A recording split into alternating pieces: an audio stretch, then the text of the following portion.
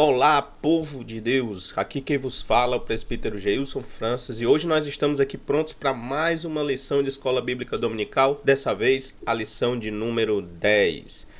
E a lição de número 10 tem como tema Quando os pais sepultam os seus filhos. Nós estamos tratando aqui da Escola Bíblica Dominical, segundo trimestre de 2023, CPAD adulto. O tema da revista é Relacionamento em Família, superando desafios e problemas com exemplos da Palavra de Deus, tá? Então esse é o nosso tema, essa é a nossa revista e sem mais delongas, nós já vamos iniciar mais uma aula para a glória de Deus. O nosso textuário diz o seguinte: em tudo somos atribulados, mas não angustiados, perplexos, mas não desanimados, perseguidos, mas não desamparados, abatidos, mas não destruídos. 2 Coríntios capítulo 4, verso 8 e 9. Nossa verdade prática diz o seguinte: não devemos ser indiferentes à morte inesperada, mas também não podemos nos desesperar. Quando a gente trata do desespero, diante da morte, a gente também tem que perceber o seguinte, que cada pessoa tem uma estrutura diferente e que encara o problema morte de uma maneira diferente. Muitas pessoas passarão pelo luto e pela morte, pela perda de uma maneira mais tranquila, né? Não tão tranquila, é óbvio que vai chorar, é óbvio que vai sentir falta, é óbvio que vai realmente chorar muito, né? Sentir a dor. A dor, ela precisa ser sentida. Nós vamos tratar aqui sobre o luto, eu vou mostrar para vocês que a dor do luto, ela precisa ser sentida. Mas muitas pessoas vão sentir essa dor de maneira diferente. Então é muito bom eu chegar para vocês, olha, eu sei que é muito ruim a morte inesperada, mas não se desesperem. Não é bem assim, né? Cada pessoa vai ter uma maneira diferente de encarar essa situação, porque são pessoas diferentes, são seres humanos diferentes. Mas nós vamos tratar aqui da melhor maneira, né? Você que talvez vai ouvir essa aula esteja passando por um momento de luto, porque quando a gente fala de luto, a gente fala de perda. E perda não é só o luto que nós temos perdas, né, no luto, mas também nós temos perda, por exemplo, no término do casamento. O casamento terminou, um grande amigo que a gente perdeu, também é uma espécie de luto, porque nós estamos falando de perdas, tá? Mas vamos para frente para poder a gente conversar um pouquinho mais sobre essas questões. Antes, nós vamos agora fazer a leitura bíblica em classe. Jó capítulo 1, verso 13, 16 e 19. Diz assim a palavra do Senhor: E sucedeu um dia em que os seus filhos e suas filhas comiam e bebiam vinho na casa de seu irmão primogênito. Estando este ainda falando, veio outro e disse: Fogo de Deus caiu do céu e queimou as ovelhas e os moços e os consumiu, e só eu escapei para te trazer a nova. Enquanto ainda este falava, veio outro e disse: ordenando os caldeus 3 bandos, deram sobre os camelos e os tomaram, e os moços feriram ao fio da espada, e só escapei para te trazer a nova. Verso 18. Ainda este falando, veio outro e disse: estando os teus filhos e tuas filhas comendo e bebendo vinho em casa de seu irmão primogênito, eis que um grande vento sobreveio da além do deserto e deu nos 4 cantos da casa, o qual caiu sobre os jovens e morreram, e só eu escapei para te trazer as novas. Então Jó, ele tinha 10 filhos, ele perdeu todos de uma só vez, de uma só tacada, né? Numa situação só, Jó perde todos os seus filhos. Ali um vento bate nos 4 cantos do lugar onde eles estavam reunidos, bebendo e comendo. Bate, cai tudo sobre os seus filhos e ele perde 10 filhos de uma tacada só. Então a gente vai tratar sobre o luto, a gente vai tratar sobre a perda, né? Espero que você esteja conosco até o final desse vídeo. Mas antes eu queria pedir por gentileza que você se inscrevesse no canal, você desse o joinha aí, né? Curtisse esse vídeo, acionasse o sininho das notificações e abençoasse esse canal para que nós possamos continuar produzindo vídeos e mais vídeos, né? Para a gente ter até um feedback, saber melhor, saber que realmente estamos abençoando pessoas. E isso é o mais importante aqui desse canal, tá? Então vamos trabalhar mais um pouquinho essa questão do luto, né? Vamos trabalhar antes de entrar mesmo mais precisamente na lição, né? Na introdução da lição dessa semana, vamos trabalhar sobre o luto. O que é o luto? E agora eu vou trazer uma perspectiva diferente, né? Uma perspectiva da psicanálise sobre o luto, que é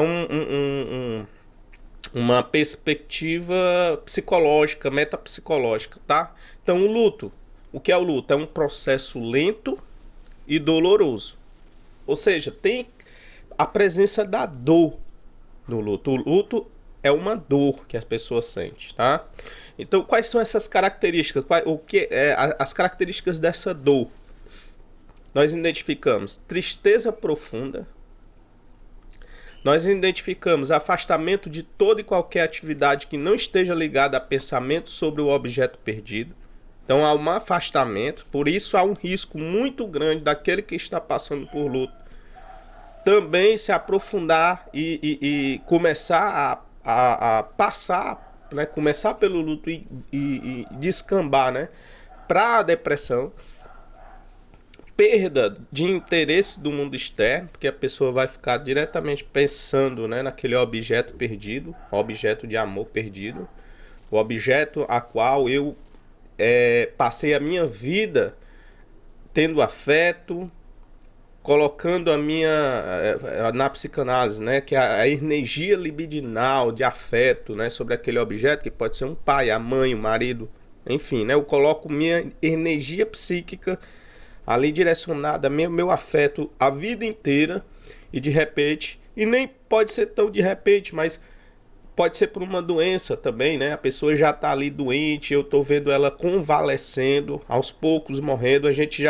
A pessoa que está passando por esse processo, né, com os pais ou com os filhos os pais em relação aos filhos, já vai se preparando para o luto, porque é um luto lento, aos poucos, né? A questão da doença, eu estou falando. Agora, quando é morte repentina, aí realmente é um luto mais pesado, né? Um luto que você entra de uma vez só. Você imagina, foi o caso de Jó, né? Imagine você perder 10 filhos de uma hora para outra. De uma hora para outra, assim, rapidamente. Foi o que aconteceu com Jó, né?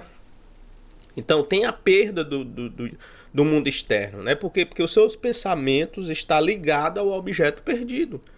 Você vai perder então, tudo aquilo que não está relacionado com aquele objeto, você perde totalmente o interesse, o prazer, né, momentâneo. Então existe sim essa característica, né? Essa dor provoca isso aí também. Nós temos também a incapacidade de substituir a adoção de um novo objeto de amor, ou seja, você substituir o objeto que você perdeu por outro objeto de amor, e aí nós vamos ver que o luto ele vai estar resolvido exatamente quando você consegue fazer essa substituição. Quando você substitui aquele objeto de amor perdido por outro.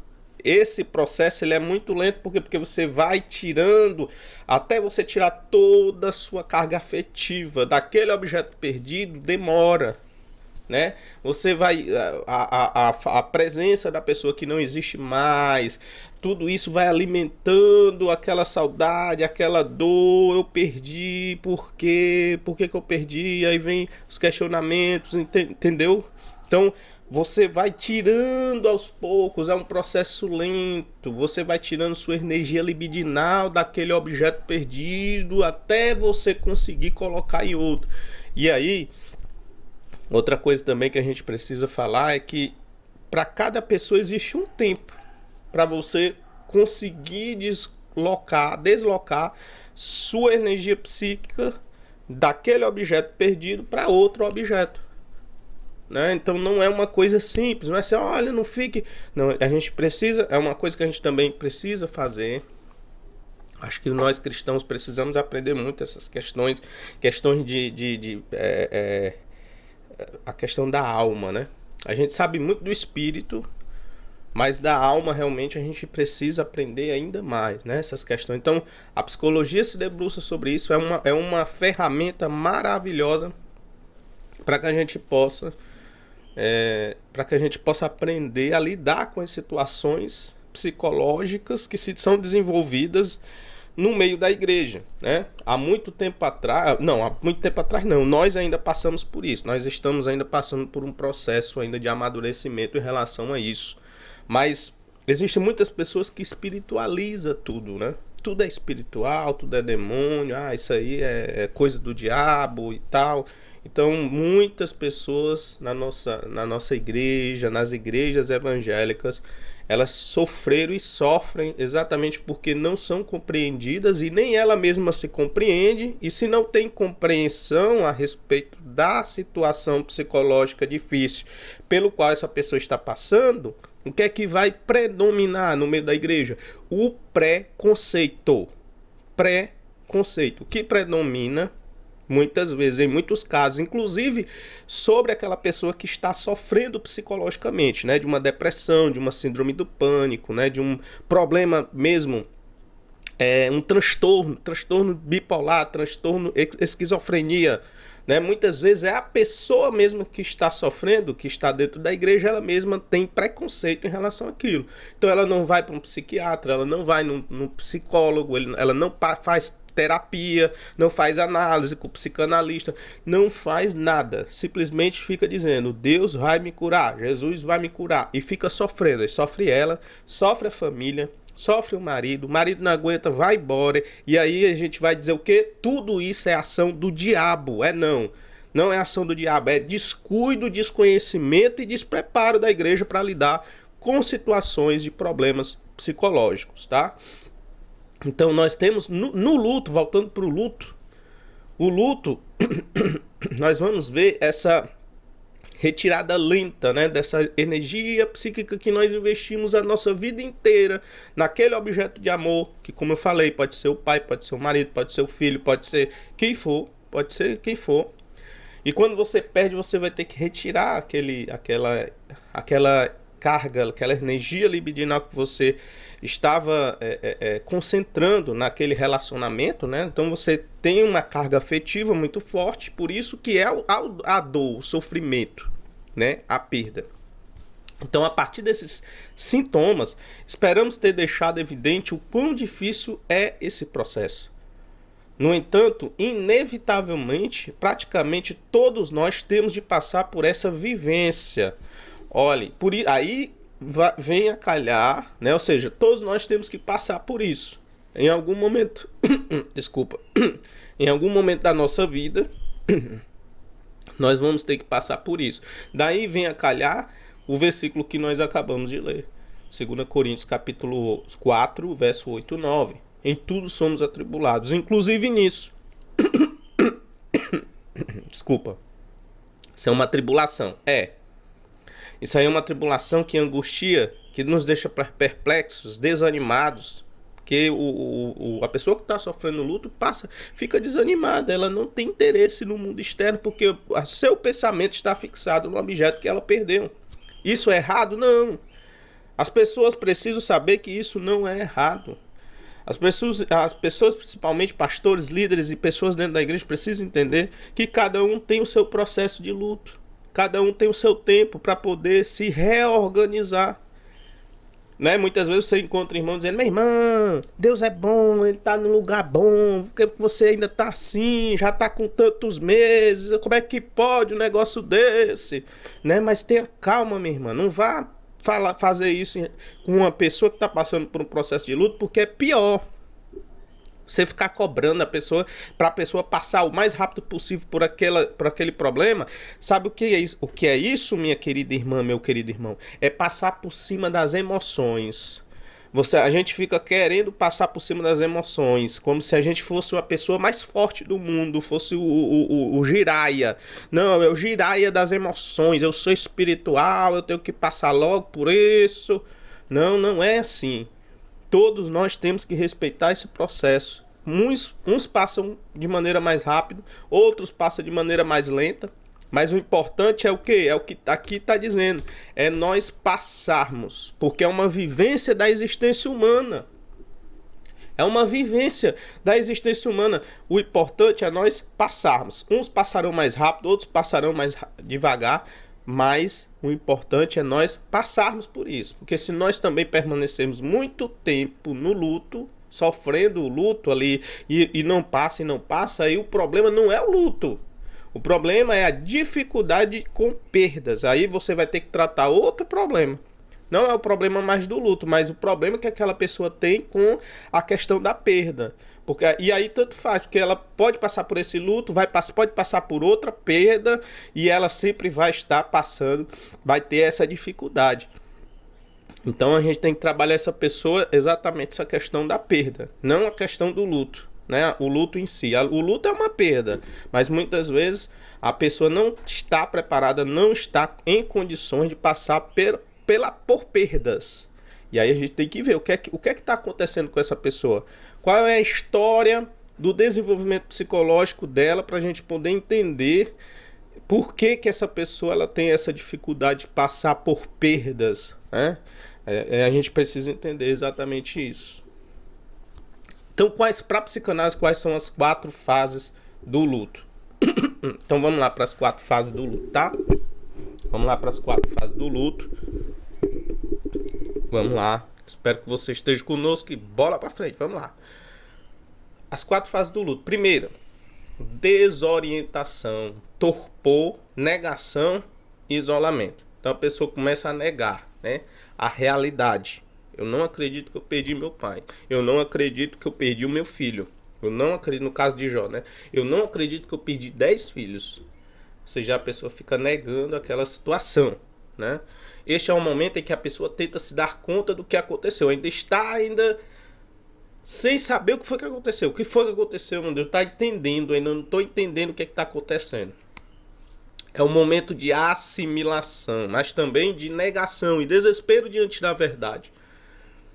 Então, nesse contexto, também é natural que a pessoa queira se isolar para que consiga fazer sentido o que está acontecendo sozinha. Ou seja, ela vai tentar se reorganizar a mente. Por isso que há o afastamento. Né? A pessoa se afasta do mundo externo, perde o interesse pelas coisas que ela fazia. Aí muitas vezes as pessoas confundem essa fase do luto com depressão, né? Se minha filha, você está tão afastada, eu estou preocupada. Por que você se afastou dos seus afazeres? Por que você deixou de fazer tudo aquilo que você gosta de fazer? Por que a pessoa deixou de fazer tudo aquilo que ela gosta de fazer? Porque está passando pelo luto, né? Está passando, é um momento, é uma fase, e aí a gente precisa respeitar. Nós não podemos passar por cima das nossas emoções, tem que deixar. Se é para chorar, chore. Se você pega a foto do seu filho e você olha e você chora, isso não é anormal, é a coisa mais normal do mundo. Chore, mas chore mesmo, tá? Chore mesmo, porque se você não chorar seu filho hoje, se você não chorar, em outras palavras, se você não sofrer pelo luto, passar pelo luto, você vai, em cima dessa situação, trazer outras para você. Entendeu? Uma certa insatisfação. Por que eu não chorei a morte do meu filho? Eu sou muito insensível. Aí vai trazer vai acarretar outros problemas. Problema de culpa. Né? Eu me culpar porque eu não chorei.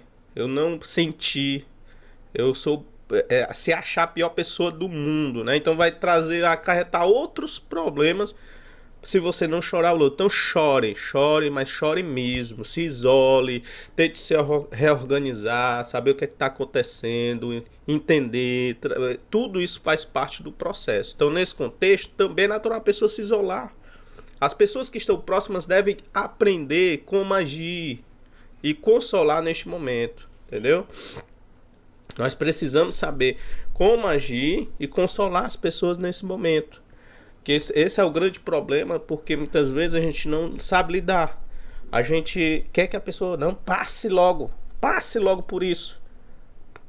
Acabe com esse sofrimento, que sofrimento terrível. Não, deixa a pessoa sozinha, tá? Deixa a pessoa sofrer. Se você não tiver nada para acrescentar, nem falar, nem apoiar, então não fale nada, fique só calado, observando. Chore também com ela, que é muito mais. Dá um abraço, muito melhor, né? Do que você ficar falando coisas que não tem sentido para aquela situação, tá? Então, em seguida, é muito comum passar pelo momento do choro e da procura. É o anseio, né? É a busca da figura perdida. É o segundo momento. A pessoa começa a procurar, aí ela começa a ir nas fotos, começa a ver o cheiro da roupa, começa. Então a realidade de não ver mais a pessoa querida viva novamente é muito dura.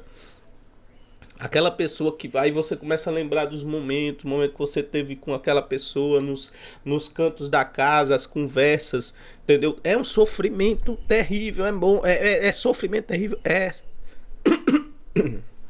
Não é brincadeira, a pessoa começa a sofrer.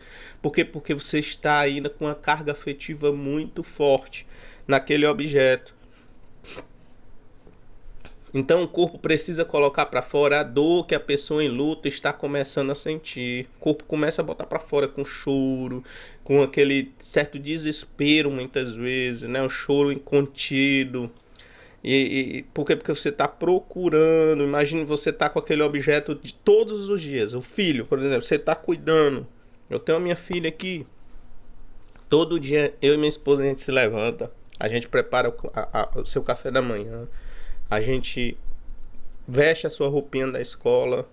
A gente coloca todo o lanche dentro da bolsa. E aí ela pega o transporte e vai embora. Olha como a gente convive, né, muito perto, muito próximo dessa criança, né, nossa filha. Aí ela chega, vai almoçar com a gente, eu vou brincar com ela. E aí ela quer brincar, porque ela tá nessa fase, só tem 5 anos, vai completar agora em julho. Então, para você ver como a gente investe afetivamente, né, naquele relacionamento, nesse objeto chamado filho. A gente investe a nossa vida nos nossos filhos. Então é muito complicado quando você se depara com a perda, porque você não vai estar mais presente, você não vai ter mais aquela rotina e nem aquela presença. Poxa vida, é terrível. É uma dor terrível, gente. É uma dor terrível. Não é brincadeira. Então a gente tem que orar para não passar pelo luto, né? Orar, Senhor, não deixa que nada dessas coisas aconteça. Me livra de acidente de trânsito, de fatalidade, que nada dessas coisas aconteça, né? Então, realmente, o luto é uma dor muito pesada, né? Você veja pelo que eu estou dizendo aqui para você. Terceira fase é a fase da dor profunda e desespero. Esta fase costuma ocorrer depois do velório e do enterro. Trata-se de um momento em que as partes mais trágicas do processo já foram vivenciadas. Agora é a falta da pessoa no contexto social rotineiro. Que são responsáveis pela dor que a pessoa enlutada, a pessoa em luto sente.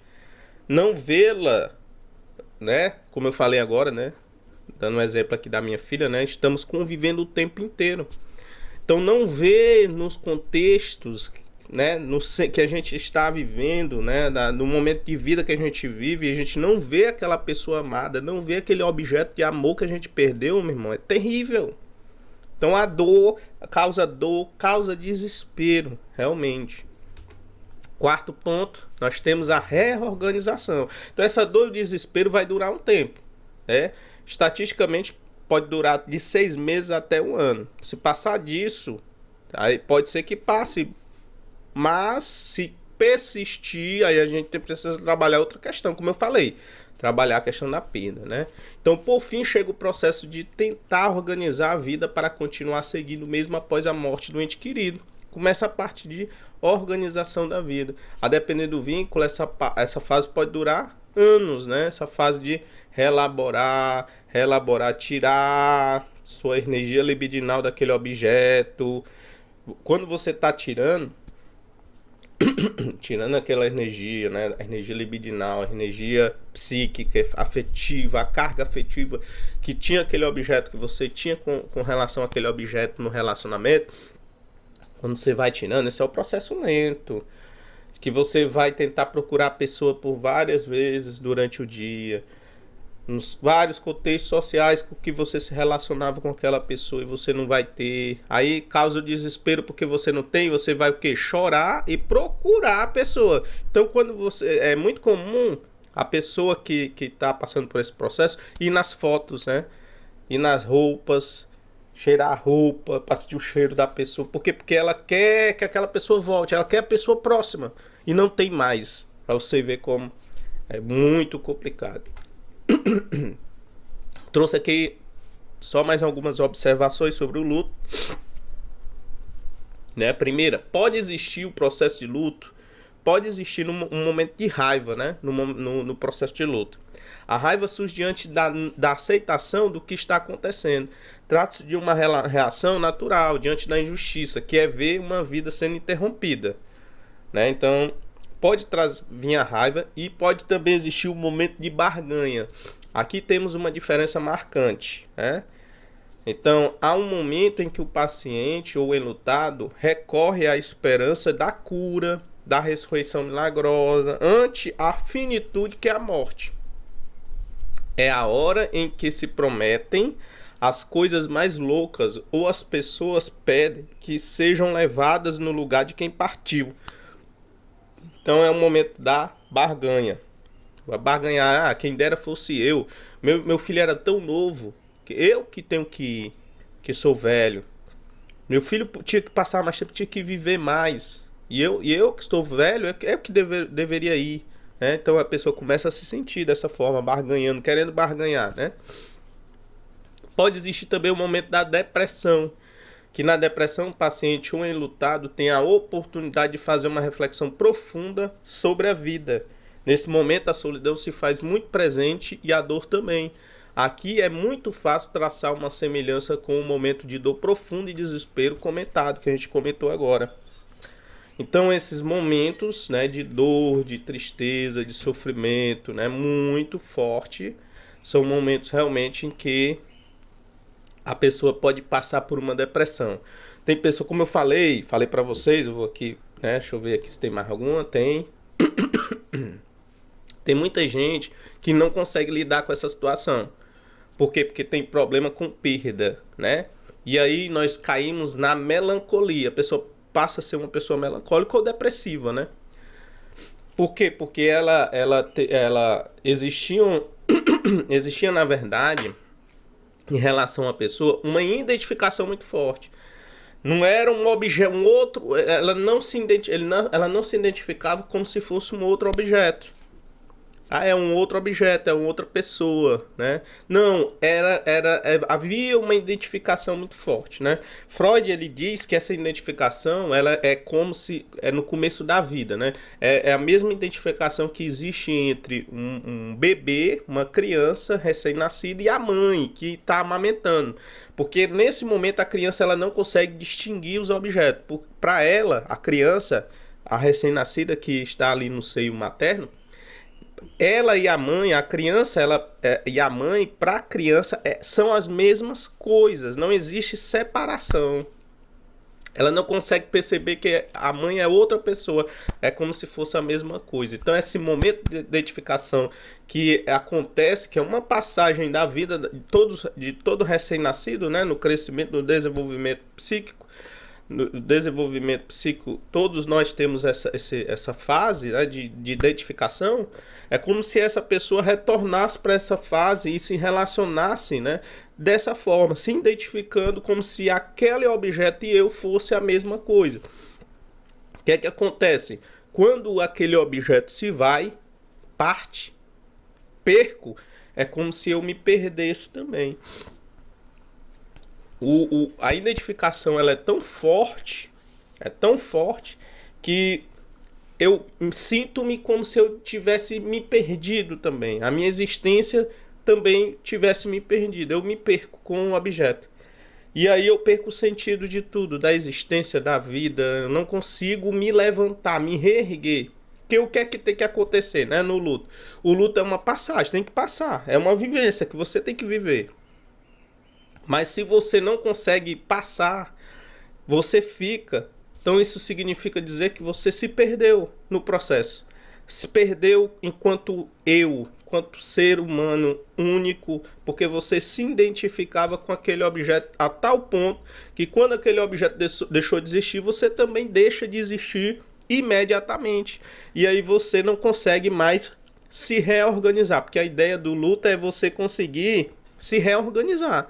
Se reorganizar e pegar aquela energia libidinal que aos poucos foi sendo retirada daquele objeto perdido para outro objeto. E a pessoa melancólica, ela não consegue fazer isso. Ela simplesmente não consegue tirar sua energia libidinal daquele objeto que foi perdido para poder colocar em outra pessoa.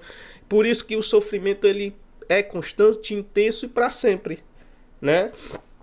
Tem muitas pessoas que têm, e esse é o problema de você não saber perder, né? A sua estrutura, seu desenvolvimento psíquico, ele foi sendo desenvolvido de tal forma que você foi gerando em você, né, uma dificuldade de lidar com perdas, né? Muitas pessoas têm esse problema, né? E esse é o risco, né, da pessoa que está passando pelo luto cair nisso.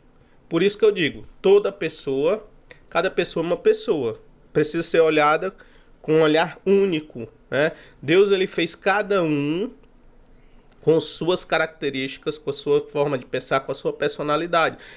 Cada pessoa, quando vai passar por um problema de luto, passa de uma maneira diferente. E a gente precisa entender tudo isso para que a gente possa tratar, conversar, saber dirigir uma palavra a cada uma dessas pessoas, né? Então, contudo, nós não podemos deixar de existir. Não pode deixar de existir, melhor dizendo, na fase da aceitação. A fase da aceitação, você pode passar pela fase depressiva, você pode passar pela fase do desespero, mas a aceitação, ela é um dos pontos principais no processo, no desenvolvimento do processo de luto, que vai dizer para nós que nós estamos passando, superando esse momento, aprendendo a se reorganizar e até já reorganizados diante da perda que nós sofremos. Então, para o enlutado, é o momento em que a saudade se torna mais sossegada. A pessoa lida com a perda de maneira mais pacífica e até começa a ter condições de reorganizar a vida. Então, nesse contexto, esse estágio parece acontecer ou anteceder a fase de reorganização, né, que foi que a gente falou.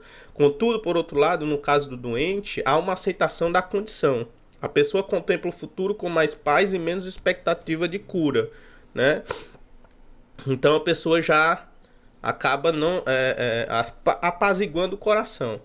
Porque quando a gente vê uma pessoa convalescendo, a gente quer cura, a gente quer ver a cura, quer ver, né, a ressurreição, a gente quer ver que Deus faça alguma coisa, mas aos poucos a gente vai, né, reelaborando aquela situação, porque é uma perda, gente. Uma perda. Então, a pessoa que está perdendo um filho para a doença ou perde de maneira rápida, como foi Jó, a pessoa que perde por causa de doença, ela vai ter que processar isso ao longo do processo de doença também, né? Ela vai processando, chega no momento da não aceitação, fica revoltada, fica como é que pode? Por que isso aconteceu com meu filho? Né? Aí chega o momento, até chegar o momento da aceitação, uma dor muito profunda, né? Que a pessoa vai sentindo. Então, gente, aqui agora nós vamos entrar mais precisamente na lição, depois de tudo que foi falado, 30 minutos falando sobre luto. É importante e eu espero que você possa estar acompanhando essa aula, né? Vamos lá agora falar da nossa querida lição de escola bíblica. O patriarca Jó era um homem próspero, tinha uma família feliz e desfrutava de razoável segurança. Sua esposa era muito mulher dedicada, na sua casa, tudo parecia dentro da normalidade, até que a tragédia familiar bateu a sua porta. Então, nessa lição, nós vamos estudar a respeito da morte dos filhos de Jó, do patriarca, né? Veremos que a experiência de os pais sepultarem seus filhos talvez seja a experiência mais dolorosa da vida humana.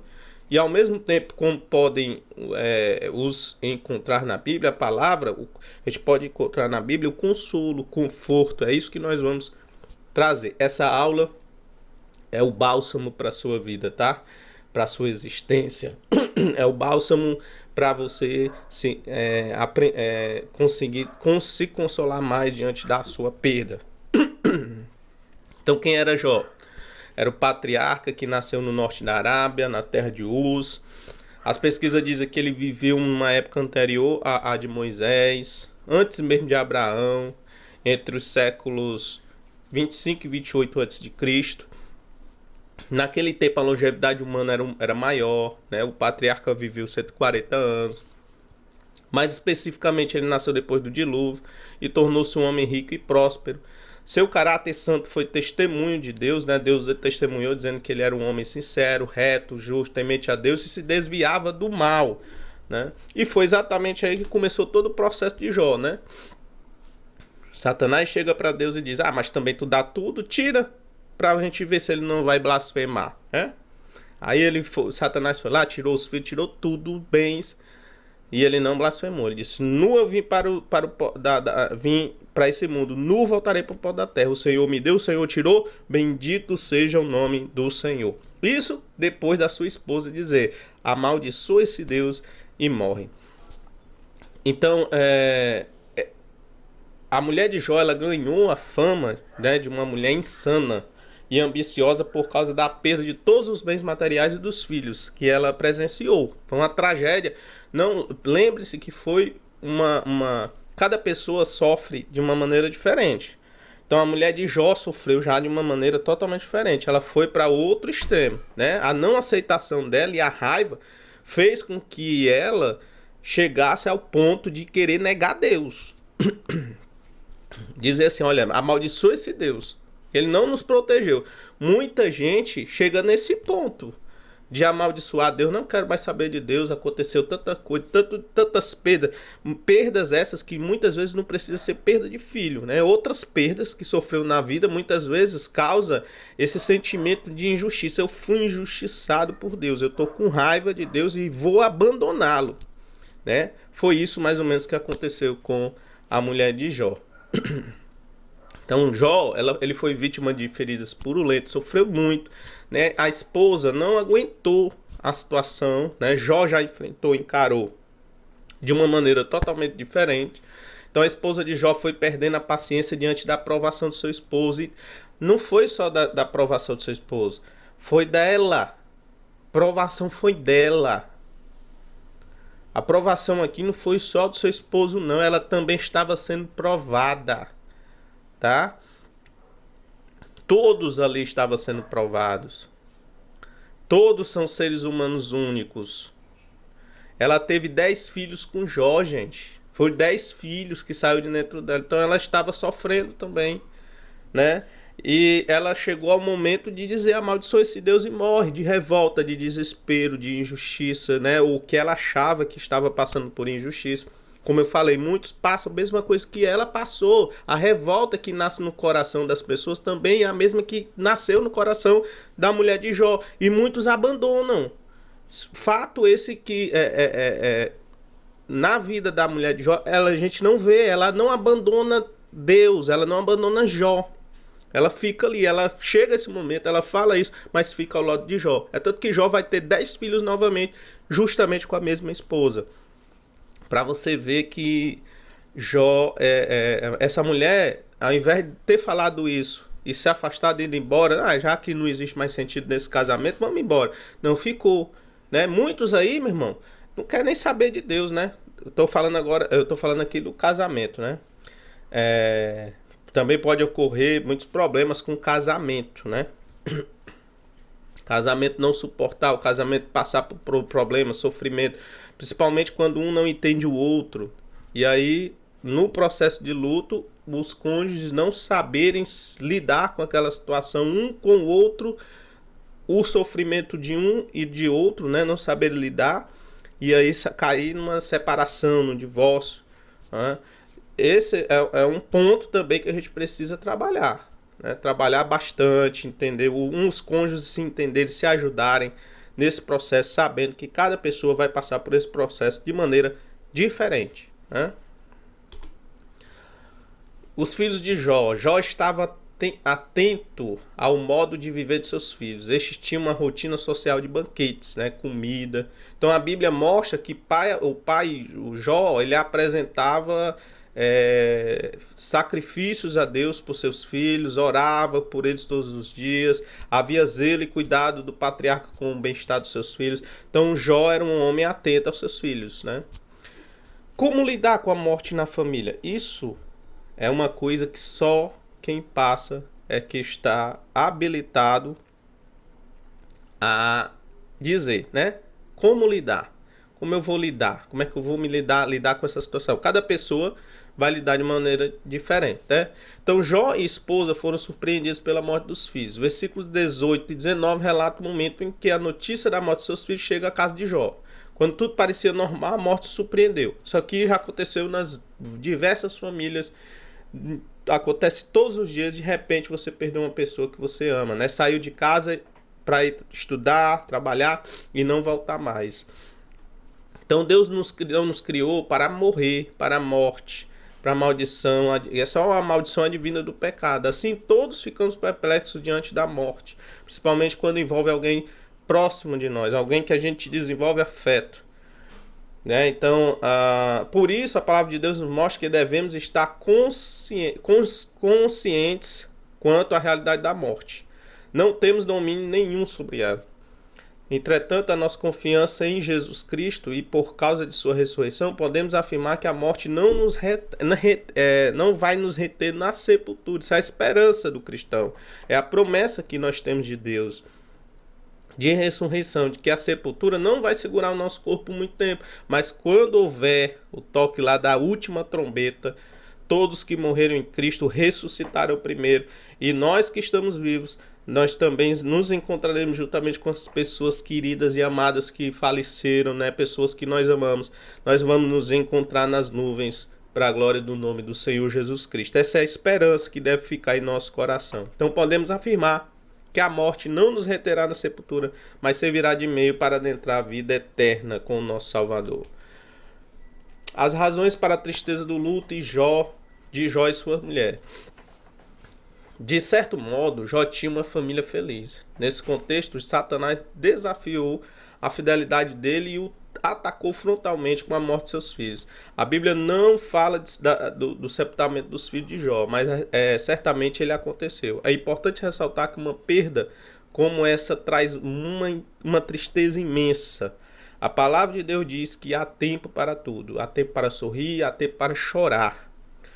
A tristeza e o choro passaram a fazer parte da vida de Jó. Então, gente, chore, chore e chore. Passe por esse momento, passe. Você precisa chorar, não é anormal chorar, tá? Não é fraqueza. Você precisa chorar a sua perda. A fidelidade ao Senhor em meio à dor. O capítulo 1 de Jó mostra a reação dos patriarcas diante da notícia trágica da morte de seus filhos.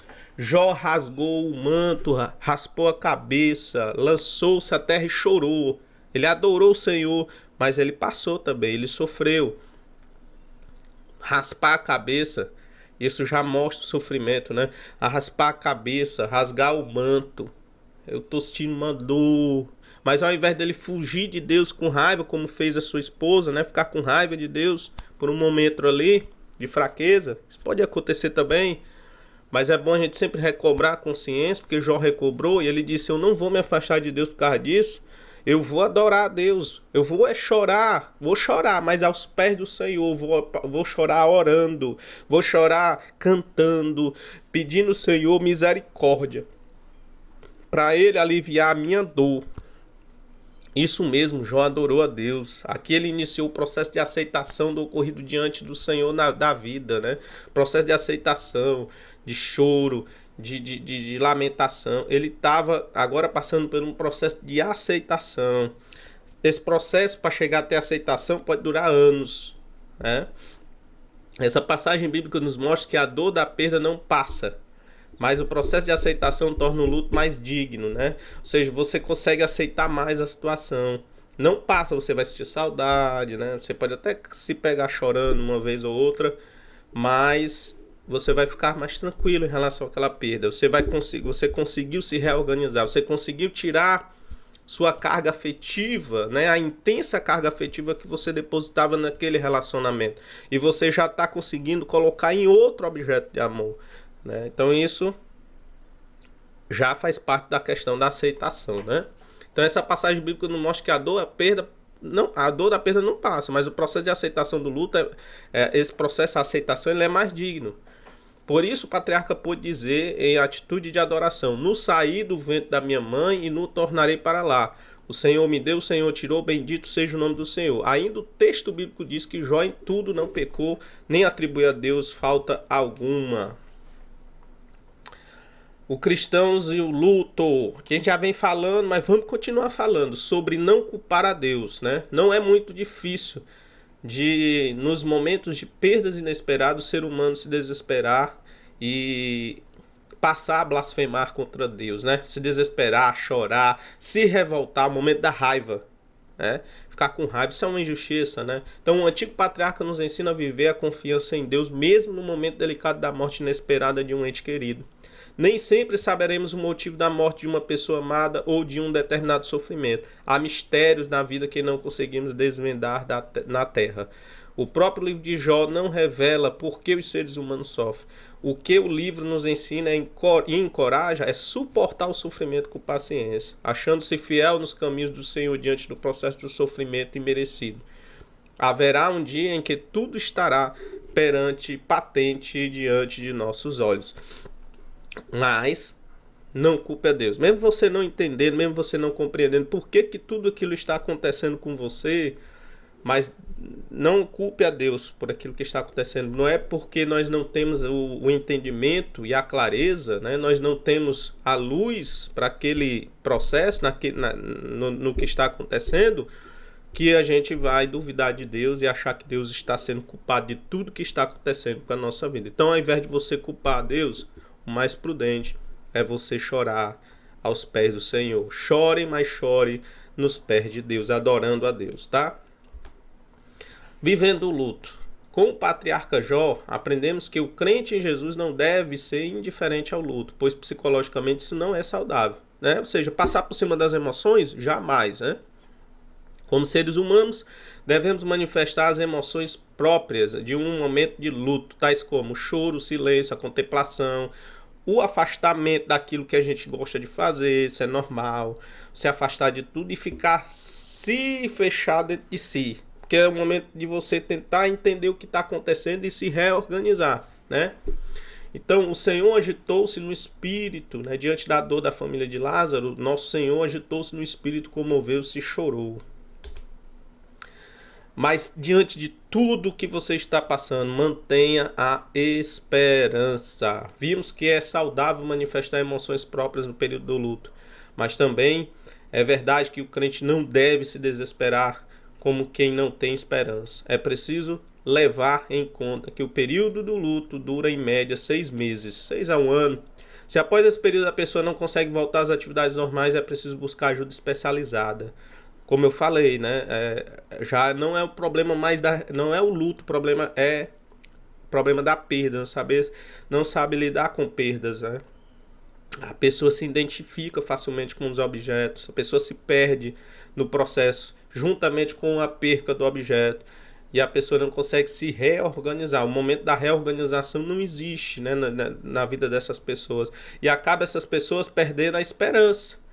Perdendo a esperança de viver. Eu não quero viver, eu quero morrer, eu não consigo, tá difícil, né? Então você precisa sim de uma ajuda especializada, de uma terapia, de um psicanalista, de um psicólogo, né?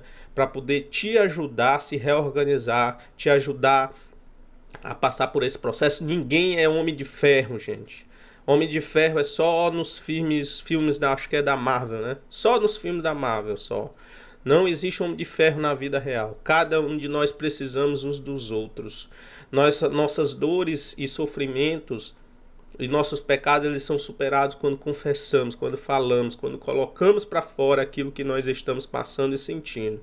Então esse cuidado é coerente com a fé cristã, que proclama a esperança de vida, porque nosso Senhor ressuscitou no terceiro dia, vencendo a morte. Portanto, a palavra de Deus traz consolo e conforto para a alma enlutada.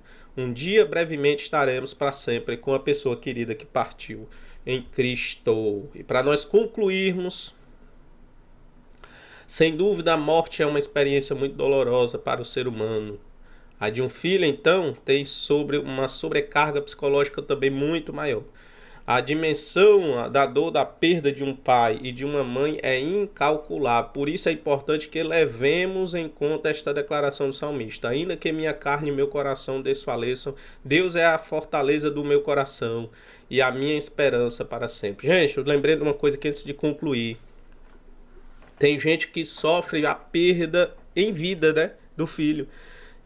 Tem gente que está sofrendo perda do filho em vida. O filho não está morto, o filho está vivo e a gente está vivendo um momento de perda, né? Vivendo esse processo de luto. Qual é esse momento? Eu já vi, eu tenho uma irmã aí, uma irmã que já cantou até no Diante do Trono, que a filha não seguiu a sua fé. A filha resolveu por questões próprias, né? Porque filho, gente, eu costumo dizer, eu já dei aula, já falei sobre isso. Filhos, eles crescem e eles têm sua própria visão de mundo. Eles desenvolvem sua própria visão de mundo. Eles podem até aderir à minha fé, mas ele vai ter a sua própria visão de mundo, sua própria compreensão daquilo que está diante dele. E muitas vezes essa própria compreensão de mundo é totalmente diferente da minha, como está acontecendo na vida dela. Sei o que é Helena Tanúria, coisa assim, o nome dela. Às vezes isso que acontece com o filho, né? Às vezes o filho tem uma visão totalmente diferente. Ele tem assim, totalmente diferente.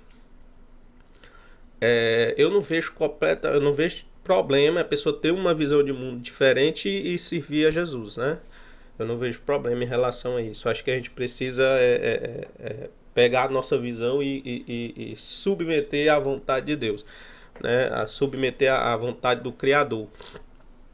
Mas ela, a gente percebe que ela está passando por depressão, né? Por problemas de ansiedade, né? Dificuldade de dormir.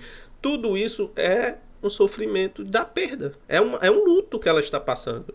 Um luto pelo filho que está vivo. Está viva, no caso, né?